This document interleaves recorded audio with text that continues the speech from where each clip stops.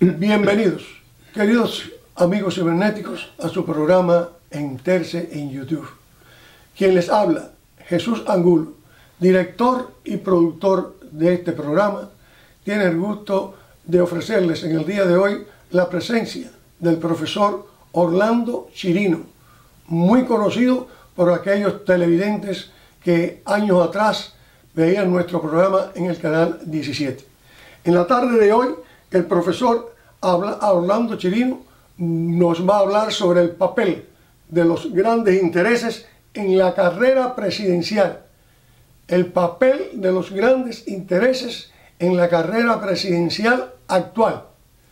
Y sin más, con ustedes, bienvenido, profesor Chirino. Muchas gracias. Yo creo que, ¿cuáles son los precedentes históricos de esta presencia de los intereses internacionales? Antes de hablar un poco sobre eso, quiero hacer una aclaración, y es que yo soy independiente, para que después no digan él es demócrata, republicano. No, yo en la cuestión de esta carrera presidencial y todas las de los Estados Unidos, yo soy independiente. Me alegro que usted diga eso, independiente, porque últimamente también estamos viendo, y yo sé que él es independiente, es un hombre extremadamente objetivo, extremadamente educado, culto, conocedor de la política internacional y de muchas cosas más. Últimamente yo estoy viendo en la televisión que los individuos que se declaran independientes resulta ser que son demócratas todos. Yo no he visto todavía a uno que hable en favor de los republicanos y que diga que él es independiente. Pero en este caso yo le garantizo a ustedes que el profesor Orlando Chirino es totalmente independiente, porque además somos grandes amigos en el orden personal. Y sin más, entremos en eso. ¿Cuáles son los precedentes históricos? Muchas gracias. Hay precedentes históricos en la carrera presidencial de los Estados Unidos, en las distintas carreras presidenciales, precedentes que indican cómo los grandes intereses han estado presentes. Sobre todo, lo más importante de los grandes intereses, que es el dinero. El dinero es lo más importante que hay en la carrera presidencial. Y yo quiero citar de los muchos ejemplos de cómo esos grandes intereses han influido en la carrera presidencial. Quiero citar dos ejemplos que son muy interesantes. En el año 1900, estamos ya regresando a más de un siglo, en el año 1900 se hicieron las elecciones presidenciales de ese año y corrió para presidente William McKinley. Y el contrincante que tenía él era otro William Jennings Bryan, que ya había corrido contra él y perdido en la elección anterior en el 1896. Entonces vuelve a correr en el 1900, pero viene con unas ideas un poco peligrosas para los grandes intereses. Este señor, que estaba corriendo contra McKinley, quería eliminar los monopolios. Y el más grande monopolio de aquellos tiempos lo tenía nada más y nada menos que John D. Rockefeller. El abuelo del David Rockefeller de hoy, que precisamente el día 12 de junio del 2016, el día 12 de junio pasado, cumplió 101 años. Oh my God. David Rockefeller. Entonces, John D. Rockefeller, el abuelo de este David de ahora, él tenía el gran monopolio, que en aquella época, el monopolio incipiente del petróleo, que ya estaba surgiendo con gran fuerza, en la Standard Oil. Entonces, él no le convenía que fuera electo un individuo como William Jennings Bryan, que iba contra los monopolios. A él le convenía la elección, que saliera en la elección William McKinley, y le compró la presidencia. ¿Cómo le compró la presidencia? Claro, se reunió con él y le dijo: yo le voy a dar todo el dinero que usted quiera para que usted haga una carrera presidencial en la que usted salga de presidente. ¿Por qué? Bueno, porque con dinero se hacen muchas cosas. Con dinero se compra gente, se compran votantes, se compran votos y... propaganda. La propaganda, que es tan importante. Entonces, McKinley le dijo que sí. Y entonces él puso el dinero. Bueno, William McKinley ganó la presidencia. Esto es historia y yo exhorto a los televidentes que verifiquen mis datos. Yo digo los datos. Ustedes verifiquen. Cuando ustedes vayan a debatir, sepan de lo que van a debatir, para que no se pongan a discutir y no sepan. Entonces, datos, esto es historia. Cuando William McKinley sale en la elección presidencial, él le dijo a McKinley, yo quiero ver su discurso de inauguración. Y se lo dio. ¿Y saben lo que hizo John D. Rockefeller? Esto es histórico. Miró el discurso y con un lápiz, y este señor que ya era presidente, delante, esto no me gusta, se lo tachó. Esto tampoco me gusta, se lo tachó. Ese fue, claro, el que iba a ser McKinley, si le compró la presidencia y se la regaló. Otro ejemplo. Pero hubo pruebas de eso, de personas que lo vio en el momento, todo eso existe. Eso está en la biografía de John D. Rockefeller. Y también personas que lo vieron, porque eso se hizo delante de varias personas. Así que, después de esto, en el 1913, otro ejemplo de los muchos ejemplos, en el año 1913, salió del presidente Woodrow Wilson. Y un grupo de poderosísimos banqueros le dijeron a él, nosotros le vamos a regalar a usted también la presidencia, pero después usted tiene que servirnos a nosotros. Salió presidente. ¿Y qué hizo Wilson? Pasó el acta de la Reserva Federal, que fue el acta que crea el Banco de la Reserva Federal, el funesto Banco de la Reserva Federal, que desde entonces controla este país y muchos países del mundo, porque el dinero ahí rueda en ese banco. Y precisamente Wilson en su autobiografía dice que eso fue una traición que él hizo. El caso él mismo se califica de traidor. De traidor a su país. Yo veo que eso se ha sacado poco con la importancia tan grande que tiene para este país. En el caso de John D. Rockefeller, volviendo un momentico atrás, otra vez, sale el McKinley. Él borra las partes del discurso, pero John D. Rockefeller y McKinley no contaban con la mano de la historia. McKinley es asesinado por un anarquista en el año 1901, 6 meses después de haber tomado la presidencia. Y entonces, ¿quién era el vice de él? Teddy Roosevelt. Y Teddy Roosevelt estaba en contra de los monopolios. A ese no lo pudo comprar, ya era tarde. Entonces, eso es histórico. El famoso juicio del gobierno de los Estados Unidos contra John D. Rockefeller, los monopolios. Bueno, John D. Rockefeller perdió y tuvo que dividir su monopolio en 30 y tantas compañías. ¿Sabe lo que hizo John D. Rockefeller? Invirtió en cada una de las compañías y se hizo todavía mucho más rico de lo que era con la división de las compañías. Entonces, usted ve que de todas maneras ganan.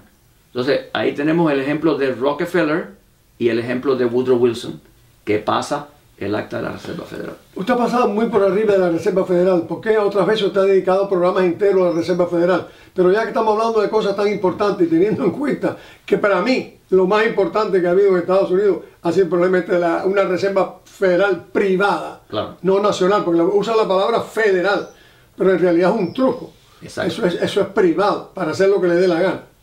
Esos son dos de los grandísimos intereses de lo que nosotros vamos a hablar ahora y que eran intereses que yo iba a comentar sobre. No, y ahí va la pregunta, claro, cuáles son los grandes intereses, bueno, pero me lució que no hicimos ningún hincapié en esto, que para mí esto es veneno para los Estados Unidos. Son 5 grandes intereses, de todos los intereses, 5 grandes.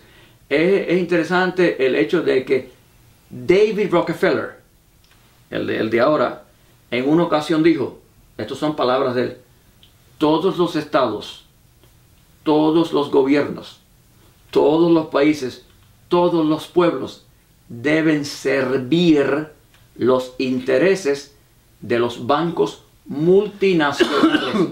Bancos multinacionales. Fíjense en esas dos palabras. Él dijo que todos deben servir los intereses de los bancos multinacionales. El Banco de la Reserva Federal es un conglomerado de bancos internacionales, privados. Más claro ni el agua. Más claro ni el agua. Ese banco tiene, el Banco de la Reserva Federal son 11 bancos, 11, 12 bancos, de los más poderosos bancos del mundo que pertenecen a ese. Entonces, ¿qué es federal? Federal es la palabra. Entonces, ese Banco de la Reserva Federal controla, estamos hablando de los Estados Unidos, el dinero de los Estados Unidos. Ese es el banco que le presta al gobierno el dinero que el gobierno usa para todo. Nosotros escuchamos mucho por ahí en las noticias que esta administración tiene una deuda de no sé cuántos trillones, que debe no sé cuántos, son de trillones. Pero la gente nunca se pregunta, bueno, ¿quién es el deudor? ¿Y quién es el acreedor? que debe? Entonces, el acreedor. Muy bien, bueno, el deudor es el gobierno, pero todo en lo que el gobierno gasta el dinero. Bueno, el deudor somos nosotros, es el pueblo. Bueno. ¿Y quién es el acreedor? El Banco de la Reserva Federal. Recuerden que el brazo cobrador del Banco de la Reserva Federal es el IRS, a donde nosotros pagamos impuestos. Pero ese banco, como imprime dinero, él es el que le da el dinero al gobierno. Porque lo importante del banco es mantener endeudados a las personas o las entidades. Porque cuando usted mantiene a una persona o una entidad endeudada, esa persona le debe a usted y usted puede tener autoridad sobre esa persona. Y eso es lo que pasa con el gobierno de los Estados Unidos, que el Banco de la Reserva Federal lo tiene agarrado por el cuello. Entonces, no porque aquí se le debe a China. No, aquí se le debe al Banco de la Reserva Federal, porque todo el dinero que se gasta en China y se gasta en todas partes, el banco se lo da al gobierno para que lo use. Y le voy a decir una cosa, y esto es para los televidentes, eso va en contra de la Constitución de los Estados Unidos.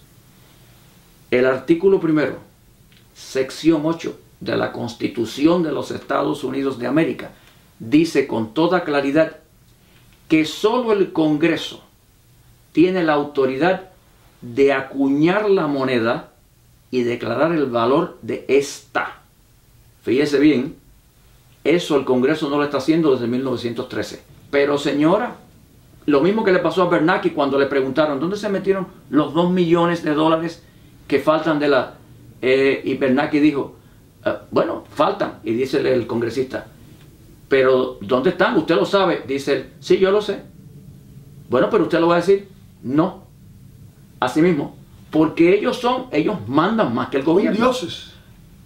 Señor, si yo soy quien le doy a usted su sueldo, porque el sueldo de los congresistas sale del banco también, es el sueldo que el gobierno paga. Yo no tengo que rendir cuenta ninguna. Y entonces, aparte que es un banco privado, entonces le dijeron, dice un congresista a Yellen, pero bueno, usted